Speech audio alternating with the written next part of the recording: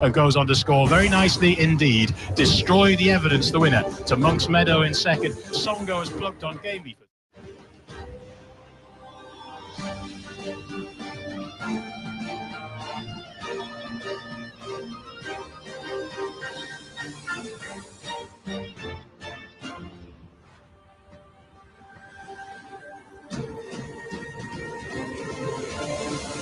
Broadcasting live from the Capital OTB studios, this is Racing Across America with Seth Merrow. Thanks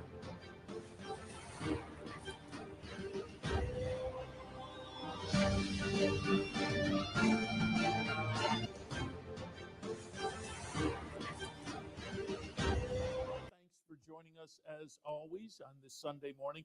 Do a little recap of some of the stakes action, which was a little light yesterday, but we'll hit on that. We'll also do a little handicapping, maybe take a look at some Keeneland for this afternoon, because I won't be in here doing OTB Live this afternoon, but I will be doing OTB Live. We'll be on the road, but we'll be focusing a lot on Saratoga Harness, because that's where we'll be. If you're up in the Saratoga area, stop by the harness track this afternoon and say hello. We'll be doing OTB Live on the road from Saratoga Harness this afternoon. Looking forward to it. I always say I started my love of horse racing at the harness track. Used to go up there on nice warm summer nights and hang out and play the sulky side of the game. And I always say also it's a great way to get into the game, because for the most part, every race is a mile. And so you're taking a big piece of the handicapping puzzle away, and you can kind of wade your way in, as it were, as far as handicapping. And so I was a big sulky fan for a long time, and eventually kind of went over and appreciated the thoroughbreds as well. But now I enjoy both sides of the game, and so it'll be fun afternoon up at the harness track. And again, we'll have live cut-ins all afternoon from up there. A little bit later on, we'll be joined by our friend Howard Kravets from the HHH Racing Podcast. They're going to have a special podcast this week featuring the Dorman family, with Cody's Wish headed to the Breeders' Cup. And I know Paul Halloran, one of the co-hosts, tri-hosts of the podcast, has been working with the family, I think, in planning a book. And so I'm sure with his connections, he had the phone number for the Dorman family. And on the podcast this week, they'll talk a little bit about, obviously, their excitement going into the Breeders' Cup, just excitement dealing with the horse. And, I think the Cody's Wish story with young Cody Dorman has intrigued people. So again, Howard will have the family on the podcast this week. And I thought we'd just spend a couple of minutes quickly just kind of touting that with Howard. And a little bit later on, our usual Sunday visit with Tony Calo. We'll look in preview tomorrow some of the action at Finger Lakes, but also go back to last week, the Lou Reed Memorial and the New York Breeders' Futurity. We'll recap those as well. But as usual, on a Sunday edition of Racing Across America, we will take a look at some of the stakes action. As I said, it was a little bit light, but there was a couple of nice stakes at Keeneland yesterday. There was also the big jump race down at Bar Hills. I was watching some of that coverage last night in replay, and looked like a fun afternoon. I'd love to get down there sometime. There is wagering, which some of these meets, away from racetrack steeplechase, some of the meets do not offer wagering, but Far Hills does. And as I say, it looked like a nice afternoon. It featured the Grand National as well, so we'll hit on that also. There was a stake. We talked about it yesterday, and I didn't pull up the replay, but I will say worth maybe keeping our eyes on R. Harper Rose, who won the Susan's Girl yesterday. Rich Averill, Jason Worth, who got interviewed afterwards, major league player, came into the stake yesterday, the Florida Sires stake yesterday, 2 for 2 for Safi Joseph, and was 3 for 3 after yesterday. And again, a nice victory that kind of touts our Harper Rose as one to watch. Now, so far, the 3 victories have been 6.5, 6.5, and yesterday was 7. So do we have a horse that may stretch out and go 2 turns. When you have a good 2-year-old, soon to be a 3-year-old, you certainly put that on the agenda to give that a shot typically. So we'll see if they do at some point. But as we do get to the end of the year for the 2-year-olds and things switch, the calendar January 1st makes them all 3-year-olds. Just keep your eye. Our Harper Rose, as I said, I didn't call up the replay, but that was a nice performance to go 3 for 3 down at Gulfstream yesterday as part of that nice little stakes card they had on what was otherwise fairly quiet stakes afternoon, other than Keeneland, which had the Perryville. We'll take a look at that one. I said yesterday, I looked and I kind of debated about going away from verifying, having run second in the Alan Jerkins, though, and the win just before that. I tilted towards verifying the 1. But as you can see, that chicklet's going backwards. She's there in 3rd now and fading, and verifying event winds up running 5th. The favorite was Dr. Venkman, who is vying here for the victory with number 4, Raise Cane. And at the wire, Raise Cane pulls away a little bit, gets a head victory for a minor upset at $6 and change to 1. $14.88 was the win price. Dr. Venkman, 3rd start of the career for that one, stakes debut. Dr. Venkman certainly may be worth paying attention to going forward, because that was a nice effort in defeat. Your stakes debut and you have a salty little stretch duel where you just come up short. So Dr. Venkman, very good.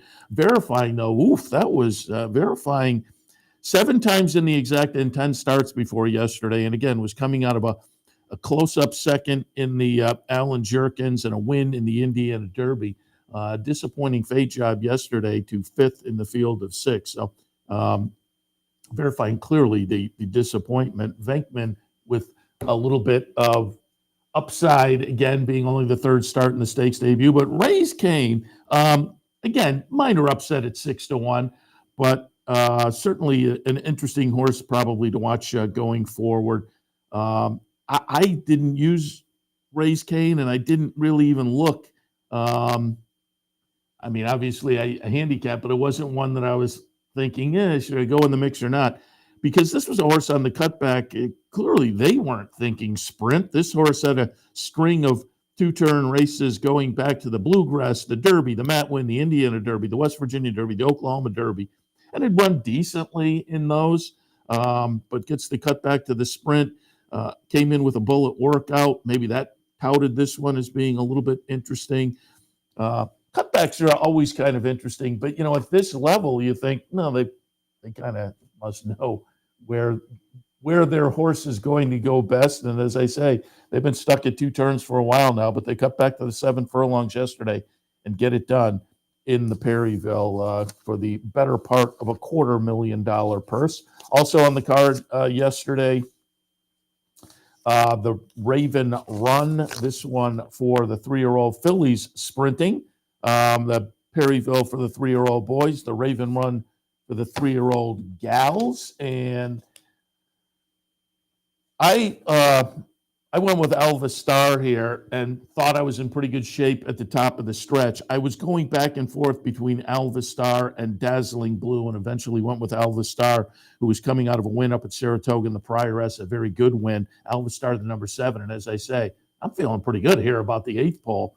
But coming, another horse I had in the mix, West Point Thoroughbreds and Company with Vava coming out of the win in the Charlottetown Oaks. And she gets up there and gets by, and I thought, I thought I might have a little something to hold her off, but no. Elvis Star, who was, as expected, out in front and got pushed a little bit early, was the 4-5 favorite, Elvis Star, under Tyler Gaffleone. And again, here at the head of the stretch, you think, you got pushed a little early, but, the fractions weren't crazy, 22, 45, as you see there. But they were fast enough that just came up a little short when Vava made the move. And this was a nice one. It's nice win for West Point. Had a nice win yesterday at Belmont, and then also the nice win in the Raven Run with Vava, trained by Cherie DeVoe. And again, West Point, just one of a number of owners there, a daughter of Gun Runner, who again won the Charlestown Oaks in the prior start, back at the end of August, and then follows up in the Grade 2 Raven Run. Nice victory yesterday for Vava, and again, nice runner for the folks at West Point Thoroughbred. So congratulations to them and connections. We'll see what's up next for Vava.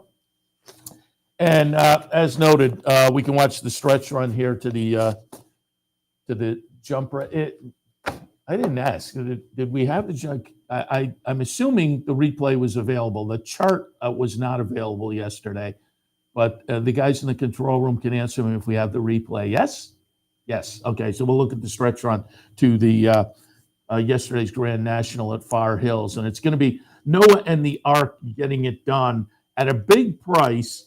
Off of a dud in the Jonathan Shepard up at Saratoga. Knowing the Ark's going to be the number 5. And it's interesting here late in the race, but knowing the Ark is going to separate as they come down towards the wire. Comes out of an 8th place finish in the Shepard at Saratoga, a 4th place finish well beaten in the AP Smithwick at Saratoga, and hadn't had a victory since upsetting the Lonesome Glory last year. At Belmont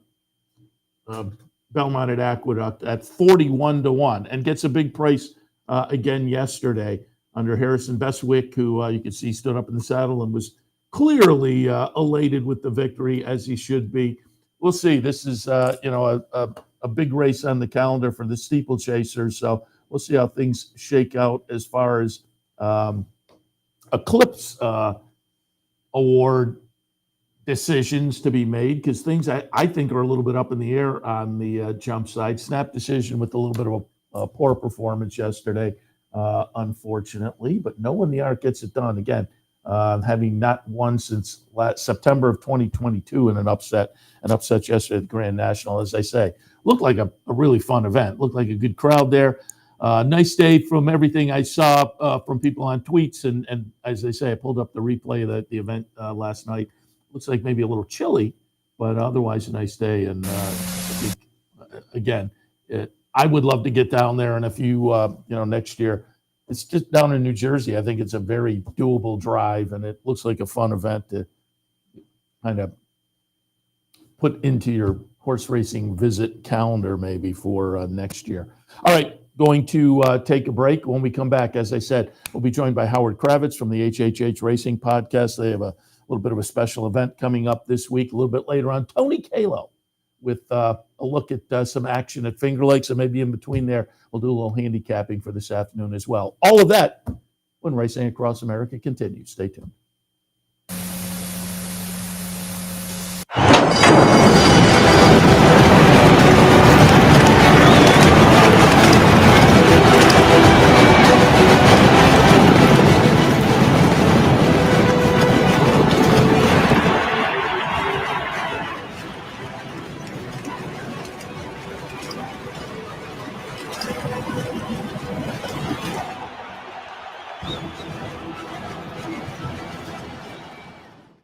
No matter where in the world you are, the excitement of wagering on horse racing is just a click away.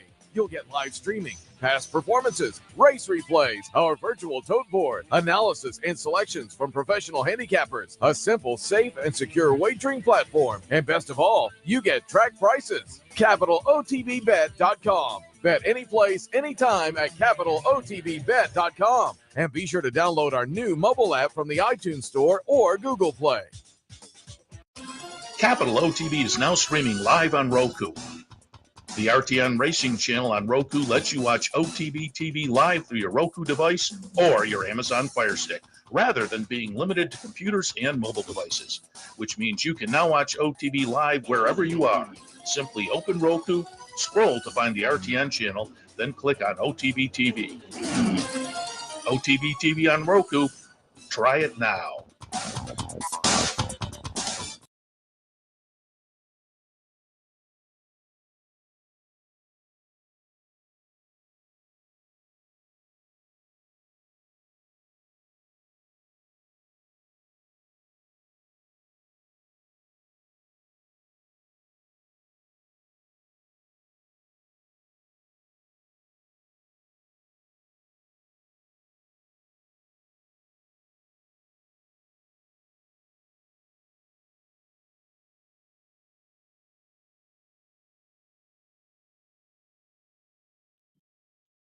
Welcome back to Racing Across America. As promised before the break, joined now by our friend Howard Kravets, HHH Racing Podcast. I always highly tout it. A lot of fun to watch those guys, the various podcasts during the week, and they have a special one coming up that we'll give a little shout out to, and more this morning with Howard Kravets. Howard, good morning. Good morning, Seth. How are you doing today? Very good. And as I say, you got a special podcast coming up that I wanted to tout. But before we do that, also wanted to give you a chance to talk a little bit about, I know up at Saratoga you were doing some special podcasts, and I know during Keeneland you have some of the same ideas going. So just tout a little bit what's special during the Keeneland season with the HHH podcast series, and also talk a little bit about the Power Picks as well.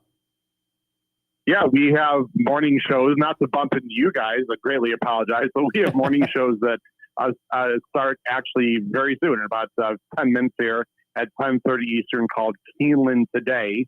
So, of course, we want people to watch your show, and then they can watch our show, as a tape, as a replay. But we have about a 45-minute show that we cover either the early pick 5 or the late pick 5 the day of the races. So today we're talking about the late pick 5 at Keeneland. We have tremendous viewership on the show, give out a lot of fantastic information. And then we also have Power Picks as well. We have Keeneland only Power Picks that we sell through our website, and then also our regular Power Pick tip sheet, which they can purchase through Patreon. Again, all that information will be below the video player, or just go to our website, hhhracingpodcast.com. Very good. And let's give you a chance to give a little shout out, because I mentioned it earlier, and I mentioned earlier, Pete Visco, Paul Halloran, your co-hosts on the podcast usually, and Paul has a book planned, right, based on Cody's Wish and the Dorman family. He sure did. Yeah. He sure does. By the way, just on that on the screen you had there, my Twitter handle is actually at H Kravets, spelled the same way as my last name. It was misspelled there on the picture there. But anyway, that's not even, right there. It's actually at H Kravets, same last name. That's okay. It's mispronounced and it's misspelled all the time. Paul Halloran's writing a fantastic book. The title is not known yet. It will be coming out after, probably early 2024, we'd hope. He does a great job with our show. He's a co-host, also works for the Saratoga Special. And he's been working with the Dorman family for quite a while. He has a special connection with the Dorman family. And this whole story also because it's personal to him, as his daughter has an issue as well. And so it's going to be a fantastic book. And he's been covering the Cody's Wish and Cody Dorman story like his love for probably a good year now. Yeah, and I'm sure that connection played into it, but it's been a great story. Racing fans have jumped onto it, and it's a story tied into a very good horse. The Breeders' Cup is around the corner, and so you're going to have a special edition of the podcast coming up this week. Talk a little bit about that. We are. I really thank you very much for having me on to discuss this, because this is not about the podcast at all. This is solely about an unbelievable young man who, by the way, is turning 18 in December, believe it or not, and a fantastic family and a fantastic horse. We have a special show. We are interviewing Cody Dorman himself. The young man himself will be live. He'll be answering some of our questions, as well as questions for the parents and the family. Cody has a 10-year-old sister, also Kylie. Shout out to Kylie. But we have the whole family on Tuesday night, 7:30 Eastern, on our YouTube channel. Just go to YouTube and type in HHH Racing Podcast. Again, go to YouTube, type in HHH Racing Podcast, 7:30 Eastern this Tuesday, and people can get in the live chat and ask the parents questions live. So we are very excited to talk to the family, and we thank them for all their exposure as well. Looking forward to that. It's the HHH Racing Podcast, and again, you can go to the YouTube channel and pull that up. And then, I tout you guys. It's great racing conversation every week, and you guys preview some big races and review big races. And I'm also guessing, and I'll let you tout that, I'm guessing you're going to have plenty of Breeders' Cup conversation over the next couple of weeks. That we have 12 shows over 15 hours of live coverage. I know you're a big fan of the podcast. We appreciate it. we have the best coverage on YouTube, I believe. And so check that out. Our shows actually start Tuesday with Cody Dorman interview, and then we have free entries, post-draw, Friday preview, Saturday preview. Even, get this, you ready, Seth? I just put it up. Sunday night, BC, a week from tonight, BC contest preview with Marshall Graham, Drew Codney, Matt Miller, last three champions, and Frank Mustari. So we're covering the contest angle, the races themselves, the draws, the connections. Go to our website and go to our YouTube channel for a tremendous amount of content. I'm looking forward to that because, of course, we've had Marshall on the show. We had Matt this summer on the show. That was a lot of fun. I tried to get Drew last year. I got to get Drew on the show at some point, but looking forward to that. You've got your show coming up. Well, you got to talk to Drew's agent. He's big time now. You got to talk to his agent. Maybe get in touch with Peter Thomas Fornstall. Maybe he can help you there. I had Fornstall give me a recommendation, and Drew was set. Something came up, and then time. I had things lined up. But we'll get him. We'll get him. He's just big timing yourself. That's all it is. As you said, and as I just said, you got your own thing coming up in just a couple of minutes, so we'll let you get away. But I said to you before you came on, maybe you have one today at Keeneland you want to toss out, and you said let's take a look at the Dowager race number 7, grade 3 event, 1.5 miles on the grass. What are your thoughts in today's 7th at Keeneland? I like Romagna Mia, 6-1 more line for Grand Motion. Vergara is definitely the horse to beat, the number 3. But Romagna Mia was first time North America last time with Beverly D. It was a ridiculously slow pace, facing a good horse in Bev Rover, who's, I would assume, going to the Breeders' Cup filling mare turf. I like second time U.S. They gave this filly a little bit of time to acclimate now to the States. I think if she gets covered up, she's got a great chance to upset Vergara. Number 6, Romagna Mia, 6-1 today at Keeneland. I like it. Howard, appreciate the time. Again, I know you're busy and you got some other things going on, but I did want to give you a chance to talk about the podcast. Tuesday at 7:30, the live shot on the HHH Racing Podcast YouTube channel. The Dorman family will be visiting, tied in with Cody's Wish. And, of course, much, much more related to the Breeders' Cup coming up as well. Howard, appreciate your coming on. Good luck going forward over the next couple of weeks. And as you like to say, crush your bets. That's right. Thanks. Please subscribe to the HHH Racing Podcast on YouTube. Take care. Good luck, everyone. Appreciate it. Howard Kravets, HHH Racing Podcast. There you see the power picks on the website right there. Check it out. And again, very easy to find on YouTube. Go to YouTube and you can type in HHH Racing Podcast and you'll come up with the broadcast. And you can always look at the replays there as well, or catch the live shows. I watch a lot when I'm home sitting at night handicapping. I'll pull them up and have them playing in the background. And Howard, Paul, and Pete do a great job. And then they have a great lineup of guests typically as well, cycled in throughout the year. All right. We will take a break, and I'll come back. I'll do a little handicapping when we come back. I'll take a look at some Keeneland for this afternoon as well. And then a little bit later on, Tony Calo will jump in. We'll do a little preview and review of Finger Lakes as we typically do on a Sunday. So stay tuned. All of that when Racing Across America continues. What if there was a way to become a better horse player, to have a better knowledge of the game, to be more successful? What if there were a way to take what you've learned, what you know, and make better decisions, better choices? In horse racing, knowledge is a powerful tool. Race results and replays, past performances and live streaming, wagering from all your digital devices. Capital OTB. Become a better horse player. No matter where in the world you are, the excitement of wagering on horse racing is just a click away. You'll get live streaming, past performances, race replays, our virtual tote board, analysis and selections from professional handicappers, a simple, safe, and secure wagering platform, and best of all, you get track prices. CapitalOTBBet.com. Bet any place, anytime at CapitalOTBBet.com. And be sure to download our new mobile app from the iTunes Store or Google Play. Capital OTB is now streaming live on Roku. The RTN Racing channel on Roku lets you watch OTB TV live through your Roku device or your Amazon Fire Stick, rather than being limited to computers and mobile devices, which means you can now watch OTB live wherever you are. Simply open Roku, Scroll to find the RTN channel, then click on OTB TV. OTB TV on Roku. Try it now.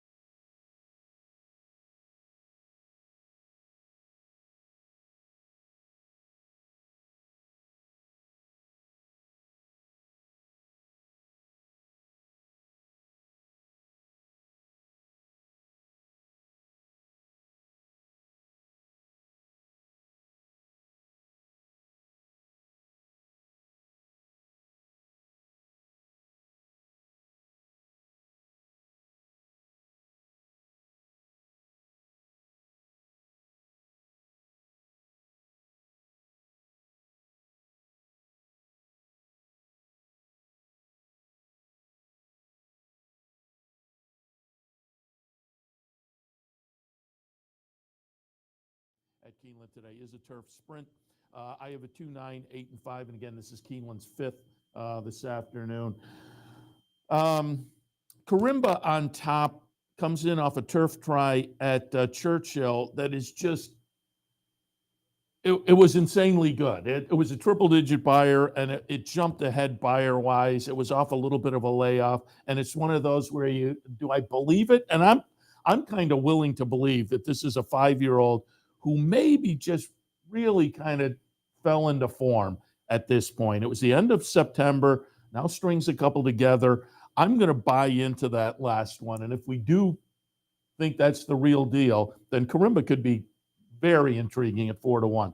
Going Good goes out for Brad Cox and Tyler Gaffleone. Was right behind Carimba in that race last time. And off of that has to be playable, and in fact was the beaten favorite that day. Carimba was 4-1, and Going Good was 55 cent to $1 favorite. So, if things go back to what was expected, Going Good may be the one to beat. The 8-horse, I think, is playable in with this bunch, stepping out of a couple of stakes tries most recently. Number-wise is right in the mix. Now, the last couple of starts has been a mile, cuts back to a turf sprint. Cutbacks on turf, not quite as potent as on dirt, but this horse has some decent turf sprints underneath. So 2 in the 5th at Keeneland, 2, 9, 8, and 5. Sixth race at Keeneland. This will kick off a late pick 4 as well. That fifth kicks off the late pick 5. Keeneland's sixth, 4-7-3-1, leading contender. Logical. It's Chad Brown. It's Klavich. Debuted up at Saratoga last year, September or August of 2022. Then came back this year and was well beaten in that debut up at Saratoga last year. Came back at Monmouth this year in July. So a long layoff, came back, went off as the 2-1 favorite, and broke the maiden in the second start off the layoff. Ran second at Saratoga in an allowance event. Subsequently, third start of the career. Moving from maiden to allowance company, and so that was a pretty good effort. Just seems like third start back off what we've seen so far. Seems like a logical player. But Black Rain going out for Todd Pletcher. Third start of this one's career.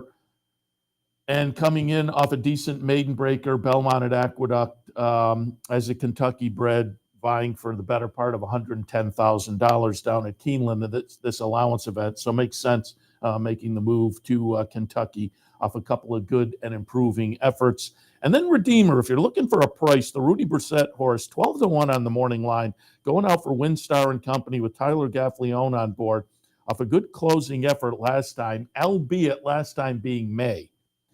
And other than that, had 3 starts last year. So this is a horse that doesn't have a lot of recency, obviously, and doesn't even have a lot of experience with only the 4 starts, and now has been off since May. But that May start seems to indicate this horse came back as an improved 3-year-old. If ready to roll, this horse may be interesting, maybe a little bit of a price. So in the 6th at Keeneland, 4-7-3-1.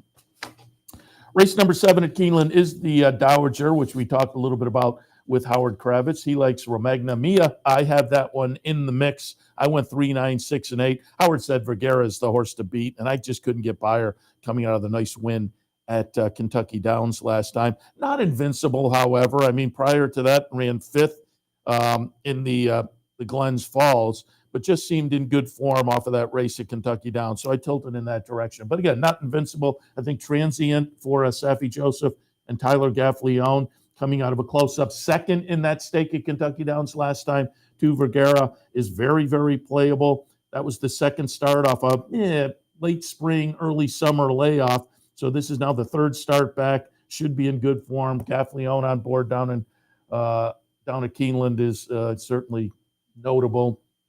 And then I do have Romagna Mia, the horse Howard mentioned from Team Valor and Graham Motion off a North American debut in the Beverly D at Colonial. Ran a decent 3rd there behind Fev Rover. Should be a little bit more experienced with the North American running this afternoon. I think she's playable as well. In the 7th, Keeneland, the Dowager, 3, 9, 6, and 8. 8th race at Keeneland today. We are looking at 2-year-old maiden specials going 6.5, 2, 5, 4, and 6. I thought the 7 was also potentially intriguing for Brad Cox, and is sure to, because it's Brad Cox and Stone Street, sure to take some action. But I went with Legalized. Paid $500,000 for this horse at Ocala, April, in the barn of Cherie DeVoe. Nice string of workouts, some nice workouts going back a few works down at Ellis. The work on October 7th at Keeneland, also very good. Not a bullet, but 3rd best of 113 is pretty good. So I'll try Legalized. 6-1 on the morning line. Luis Saez on board. A Goo in the 2nd spot. This horse, 5-1 on the morning line. I think this horse is going to take some action, though, because of the horses with experience, and most of these in here are first-time starters, but of the horses with experience, this horse is coming off a just miss effort with a 72 buyer, which, 2-year-olds in September, that's an okay number. So I think a Goo will take some action, and deservedly so. And then Call Protection going first out for Chad and Klavich. That team always gets attention from me with first-time starters. So 8th at Keeneland, 2, 5, 4, and 6. And again, I wouldn't argue anybody up to 7. And finally, race number 9 at Keeneland this afternoon. Allowance runners going 5.5, 3, 5, 10, and 6. I put Queen of the Mud on top. Graham Motion runner, 3rd start. Big improvement, start 1 to start 2. Start 2 is a maiden breaker, so now it does move into allowance company. But what we saw in that maiden breaker, I think, says is going to fit with this bunch. Just a Care in the 2nd spot. Broke the maiden and tried 2 stakes races. So certainly they had some high hopes for this horse. Hasn't been seen since April, but comes back at the proper non-winner. So 1 level, and Get Twisted off a career debut victory over at Churchill could be live as well, stepping into Allowance Company. 9th and final at Keeneland today, 3, 5, 10, and 6. All right, there are some ideas. Late pick 5 at Keeneland today. So we'll take a break. And when we come back, we'll give you some ideas tomorrow at the Finger Lakes, but we'll also do a little review of some of that action from last Monday. A couple of nice stakes races that we previewed last Monday at the Finger Lakes. So a little review and preview from the Flakes coming up with Tony Calo right after this. Stay tuned. The Clubhouse Racebook is the Capital Region's new home for racing and sports. 25,000 square feet of Vegas-style action with live wagering on the best horse racing from around the world. 260 flat-screen televisions and state-of-the-art wagering terminals. So don't miss out. The fun is only minutes away at 711 Central Avenue, Albany, just off exit 5 of I-90. And don't forget, if you can't make it to the Clubhouse, you can always wager online 24/7 at capitalotb.com.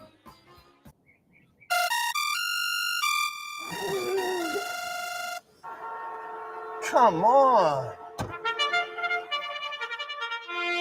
I want sales reports on my desk by Monday. Whoops. My bad. Love racing?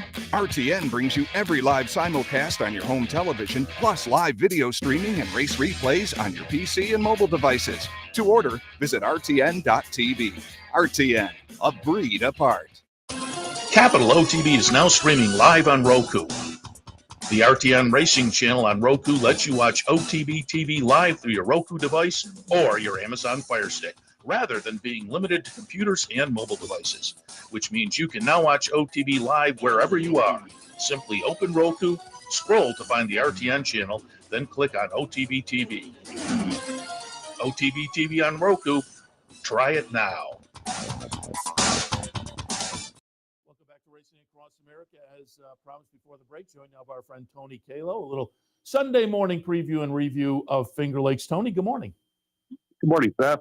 You and I were talking just before we went on the air. Breeders' Cup around the corner. Pre-entries come out on Wednesday. And I always say you don't want to get married to horses because you want to know actual post positions and whatnot. And some horses are cross-entered. But I think we all, and I'll ask if you do as well. I mean, they come out on Wednesday. I'll print them out Wednesday night and at least start to get some ideas. I agree. You know, like you said, you do really want to wait for post positions. I'm not that patient. I dive in and I'm all, wow, look at this horse. Then all of a sudden I'll have a friend like, you realize she's breaking from post 14? I'm already committed. I'm in. I'm all in. You know, I really like it when and, you know, being a West Coast kid, this is a little biased, but I love it when the Breeders' Cup is at Santa Anita. I like it being on the East Coast because I get the prime time feeling. So it's like 8 o'clock, you know, you still got it. It's awesome. I really wish they would run it under the lights at Churchill the way they did that year with Zen Yacht in play. That was one of my more enjoyable Breeders' Cup. Just, you know, being on the East Coast and watching it under the lights and gambling on good horses at 8, 9 o'clock at night. It's kind of like watching the U.S. Open on the East Coast when it's played in California. That's funny you say that because there have been a couple of years where I like golf. I haven't golfed in a couple of summers, but I like it and I like to watch it, but I typically don't. But the last couple of years, there have been at those West Coast tournaments that are still going on at 8 or 9 or 10 at night. And I love them. I'm with you. I love those. I'll be sitting on the couch watching those all the time. And I agree with you. And I think it's good for the sport if we can get the big race out there in prime time. I think it has the chance of getting a better audience. But I'll also note, and I have not had a chance to visit West Coast tracks. I surprisingly, because I had my brother, before he passed away, lived in Albuquerque. I have visited Albuquerque Downs, but I'd love to get out to Del Mar, certainly with that shot across the street to the beach. And I'd love to get out to Santa Anita just because everybody says it's beautiful. And I think as far as people who have visited a lot of Breeders' Cups, I think people agree with you. I think a lot of people like it as a Breeders' Cup location. You know, I've never been to a Breeders' Cup live yet. The closest I did was the inaugural when I was in the infield at Fay Meadows as a kid on a rainy, gloomy day going back and forth underneath the tunnel and watching watching Wild again, and Slew of Gold, and Ali Sheba hit the wire together, and I had my money on Ali Sheba, and even though I knew he was the culprit, I was just hoping they were going to put him up. Yeah. Hey, Seth, you hit the Mecca, though, brother. You've been to the Downs at Albuquerque. I mean, there's nothing like the Sandia Mountains. And I laugh at, people, I don't know if people realize it, but back in the, in '06, I was the clocker at Albuquerque. Oh. I was the identifier. My buddy Tim McKernan is the head clocker at the Downs at Albuquerque. I was calling races in Phoenix, filling in for Luke Kryfoss at Turf Paradise, and then during the summers and early fall, I would venture to New Mexico. And so I was the identifier in the morning. They had a little shack out near the quarter pole, and you get 60 people rushing at you, throwing flips, saying names. That was pretty hectic, but I got to know a lot of the New Mexico horsemen. I had been calling races at Sunray Park in Farmington, New Mexico, and when the meet concluded, I was friends with Tim McKernan, and I had filled in for Eric Alwyn in the spring of '06. So they were like, hey, you know what? Do you want to come back? And actually, this was in '07 when I did the identifying, but yeah, I've been to the Downs at Albuquerque myself.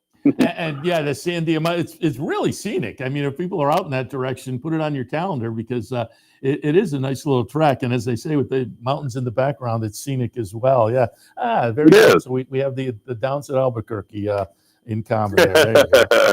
But you do owe it to yourself to get to Del Mar and Santa Anita. Unfortunately, I've only ever been to Santa Anita on one occasion. That was when I was very, very young. My dad took me there. We watched the Big Cap in 1986. Oh, nice. Yeah, what a race that was. Broad Brush and Ferdinand, they hit the wire together. In fact, Ali Sheba ran on the undercard, I believe, a race or two later before he became famous. So that was a pretty cool day. Well, along those lines, before they became famous, my notable one, I saw John Henry running a claiming race up at Saratoga before he became John Henry. Wow, look at you! Yeah, I saw John Henry run several times in the Bay Area, but he was already established as the John Henry. Yeah, crazy. All right, let's take a look again in a little review because we talked about a couple of nice stakes races last Monday up at the Finger Lakes and the Leon Reed Memorial. We were talking a little bit last week with Jack and Bernie, who was 3 for 3 in the career. How is this one going to fare stepping into stakes company? Ouch, is the 75 cents to $1 favorite. Jack and Bernie, a little bit of a troubled trip, I suppose, but winds up 4th in the field of 5. It is going to be Allure of Money, the number 5 horse, getting it done here.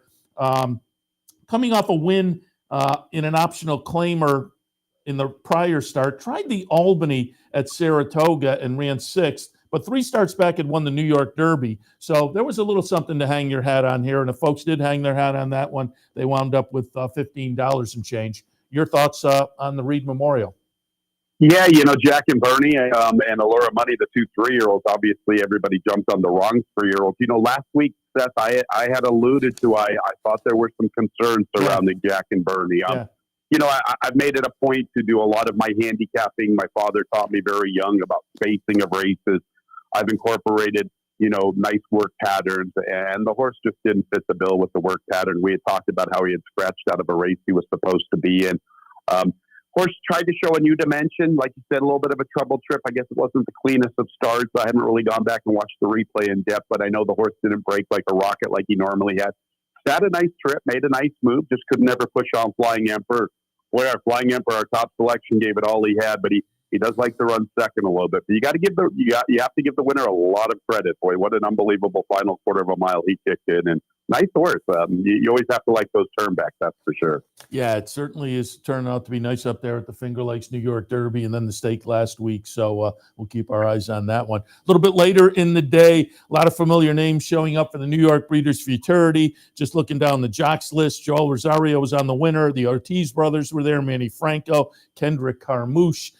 So again, a lot of familiar names showing up on the trainer side as well. And it is going to be Wesley Ward getting it done with What You're Talking About, who won the career debut back in May at Belmont and then ran 3rd in the funny side in his second career start last time and comes back career start number 3, goes off as the favorite in here and gets it done. Number 7, What You're Talking About. Trust Fund from Todd Pletcher runs 2nd. Mischief Joke runs 3rd. Tall Paul from Bob Baffert, 4th in the field, but a pretty nice win. 3rd start. They have a nice little New York bred here. What You're Talking About in the New York Breeders' Futurity. Your thoughts? What you talking about, Willis? Very good. I didn't have the guts to go with that in the call. I didn't think it was fitting. That was my top selection last week. I went on Monday with our man Steve Vick on his show, and I gave out what you're talking about, and then Steve pointed out that he kind of had a little bit of a liking towards the mischief joke, so I pulled the Peyton Manning audible. So, Steve, thanks a lot, buddy. I had the winner, and you got me off them. But on your show, Seth, we gave out the winner. So, hey, we'll give the props. But, I really thought the race was going to shape up nicely for him, and it did. What a grand-looking individual. Talk about a 2-year-old that's already somewhat of a buffed-out individual. Just a lot of mass to this horse. I think the future is very bright. He's got Super Saber blood on the bottom, if memory serves correct. Good friend of mine, David DeSpiva, who's in the standard-bred game, who trains horses at Goshen. Part of the Ice Wine stable, one of the owners is really big into standardbred, and he's at Goshen, I believe that's where he's at, and he's always talking to David. Wesley Ward told this owner, I don't know his name, my apologies, fans, but Wesley Ward told one of the owners that what you're talking about earned the highest Equibase speed figure of any 2-year-old in 2023. That's pretty cool to happen. Fingerless. The 97, I went and looked that up, and came out of the race great. They had gelded him before the New York Breeders' Futurity. I guess the horse, had shown a little bit of greenness in both of his couple starts. Just kind of wanted to lead on horses. And anyway, the plan is Kentucky. I believe there's a big race at the end of November. The Kentucky, what is that? The Kentucky, there's a big race. I'm sorry. It's a grade 2. I looked it up earlier. The Jockey Club Futurity or something of that nature. Oh, right. Sure. Yeah. Yeah, and that's, I believe, on the end of November, towards their end of their fall meet at the concluding weekend. It's a grade 2, 400,000, and that's what I've heard through the grapevine. So I like the fact that the 2-year-old at Finger Lakes gets the highest Equibase speed figure. So that was pretty cool. Nice 97. That is great. You were talking about that horse last week. So, yeah, we gave out some good information last week. But, you look at that and you see first-time gelding and the horse wins the stake, and you're kind of like, geez, I wonder if they regret that. But the flip side is maybe he doesn't win if they don't geld. I mean, you have to trust that they probably know what's best for the horse and the best move to get the best out of the horse. Hey, you know what? And you know what? Unfortunately, like you said, they're probably in hindsight, they're like, darn. But, we've seen these geldings, and it's not bad to have some nice geldings. They stick around in the game a lot longer than the Colston horses, and they're pretty cool. I got a cool little Bob Baffert story for you, since Bob couldn't hit the board at Finger Lakes. And I say this facetiously because in 2019 I go to Preakness Stakes with Blaine Wright with his very nice horse. Oh, right. And I can't think of the horse's name right now, but there's Bob Baffert and Elliot Wald from Windstar, and I had met Bob once upon a time at Bay Meadows when I was a publicity assistant. So I tried to time it as best as I could when I thought there was a pause in their conversation. I kind of interrupted them just a little bit, but said hello to Bob, let him know who I was again, and told him, I was the announcer at Finger Lakes, and he thought, oh, Finger Lakes. And I'm like, hey, Bob, you got to go where they're willing to pay you. And he's all, Finger Lakes. And I thought it was so funny. When he ran fourth the other day, I just wanted to throw, fourth at Finger Lakes, Bob? Very good. Anyway, I thought that was a cute little story for the fans. He again, Tall Paul in the previous stake, that was I wondered going into that, and then I think it was somebody out at Finger Lakes, one of your colleagues looked it up, and sure enough, Tall Paul in his first start a few weeks ago, that was Bob Baffert's first start at the Finger Lakes, which I was kind of surprised about because, again, I had looked up, they had those Breeders' Cup races, the Breeders' Cup, right? Whatever they were called back in the day, and so I think it was the Budweiser Breeders' Cup. Yeah, Groovy won one of them. So there was some notable horses. So I was kind of surprised Baffert had never started a horse. But yeah, Tall Paul is first Finger Lakes. Well, unfortunately, we're at a tough little part of the country. I mean, unless you have a really, really dominant string in New York, chances of you running in the fall, So I mean, it makes a lot of sense with a 2-year-old, but. It was great from a publicity standpoint to see his name in the program, especially the other big trainers too, Todd Fletcher, Mike Maker, et cetera, Wesley Ward. So it was pretty cool. I kept getting a lot of questions from fans like, hey, do you find it annoying when these out of state, out of towners bring their out of town jockeys. And I'm like, no, we really enjoy it. You know, people were trying to make a case that they should try to feed this, the local jockey colony. But I think the fans and even members of our jockey colony get really, really excited when some of the big names show up into town. It kind of gives them a little relevance for the day. Oh, yeah. I think it's a lot of fun, certainly for everybody to kind of have a big day like that and see, you know, the Ortiz brothers show up and Pletcher and Baffert in the lineup as well. And just while you were talking, I pulled it up. Alert Bay. Wasn't that the Blaine Wright horse? Nope, it was a different. Alert Bay was his very first horse. It's the one thereafter. Geez, why can't I think of his name right now? Shame on me. It was a Peter Redekop horse. He won the 2019 El Camino Real at Golden Gate. Geez, why can't I think of his name? It will come to me. Another Twist of Fate. There you go. Yeah, there it is. Yeah. Thank you very much. No, I have it, and I'm not coming out of that is not in my brain. I have his Equibase page here. Hey, you know what? I love Equibase for that. All you have to do, type in the trainer's name, come up with the top horses. Exactly. It doesn't take that long. Yeah. I go by the Albert Einstein memory thing. I guess according to stories, Albert Einstein didn't know his own phone number. He said, "I don't waste brain space with things I can look up." So that's a good one. I go with that. If I can look it up, I'm all about that. All right. Look at us old guys utilizing the web to the fullest. And then if you go to my that generation, right? Meanwhile, if you go to my place, there's still the 12 bouncing around on the VCR. And that's as long as we don't have rotary phones anymore, we're okay, brother. That's right. I was thinking that the other day. I wonder how many people actually even have home phones anymore. That's a thing. Yeah, exactly. Mm-hmm. All right, let's jump into let's look to the future as opposed to the past and get some ideas for tomorrow at the Finger Lakes. Again, you tossed out some nice ideas last week. Let's try the same today. Second race at Finger Lakes, allowance event, seat condition, 3/4 of a mile. What did you see in race number 2 on Monday afternoon? Well, that's a cool race. You know, we've got some nice 3-year-old fillies like Wait, Don't Tell Me. There was another nice one I saw. I guess she is the lone nice 3-year-old filly. She won some nice stakes races. She won the Niagara. She ran second in the She's a Stone Cold Fox as a 2-year-old last year. She's the 2-to-1 favorite. You know, Stimulus Check when you were in town on the 4th of October was one of my better bets of the card. And this is kind of bad on me to not come back with her. But I'm in love with it too. Our little tiger. I'll tell you what, fans, go watch the replay on the 6th of September. Talk about a mare that was just much the best. She was sharp early. She was along the inside. Had to check herself somewhat out of a tight spot heading into the turn. As you can see with the past performances, she lost over 5 lengths going from the far turn run to the top of the lane. Still all bottled up. No way. And does she have a fighting chance to win at the 8th pole? What an explosive run!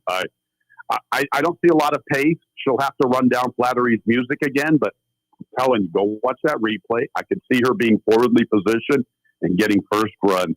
Sharp outfit, Windy Lee Farm, Buckley, Kevin Navarro. They've done good things. The fact they're stepping her up. She's a Calbred. The fact that they're stepping her up, being a Calbred, they could probably run her for 11 again.